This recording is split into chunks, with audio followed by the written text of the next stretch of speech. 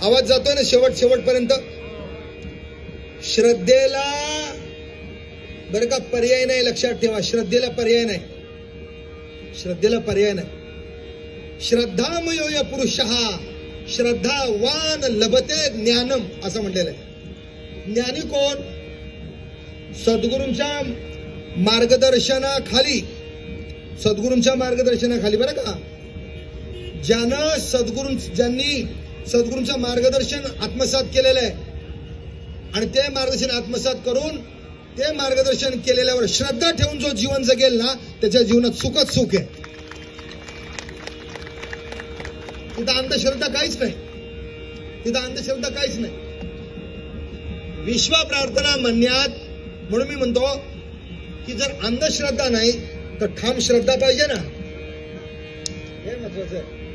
पांगले साहेब, मला एक जाणवतं की लोकांची अंधश्रद्धा सद्गुरूंनी घालवली, पण लोकांमध्ये श्रद्धा अजून ज्या प्रमाणात निर्माण व्हायला पाहिजे ना, ती निर्माण होताना दिसत नाही. आणि जर आपल्या विरार ज्ञान साधना केंद्रामध्ये जर मात्र लोकांमध्ये सद्गुरूंनी सांगितलेल्या तत्वज्ञानासंबंधी जर श्रद्धा निर्माण झाली असेल तर मला वाटतं आठवड्याचा कार्यक्रम तुमचा कुठं असतो? नेहरू हिंदी हायस्कूल, प्रत्येक रविवारी 6 ते 8. जर तुमच्या मनामध्ये जर सद्गुरूंनी सांगितलेली श्रद्धा असेल ना, तर तुम्ही सगळेजण 5:45 त्या तिथं जाऊन कार्यक्रमाला बसलेले असाल. 5:45.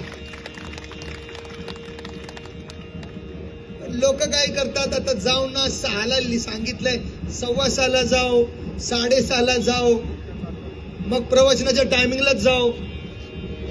हे अर्धवट श्रद्धा असलेली लोक आहेत. टायमिंग किती हो? 6 ते 8.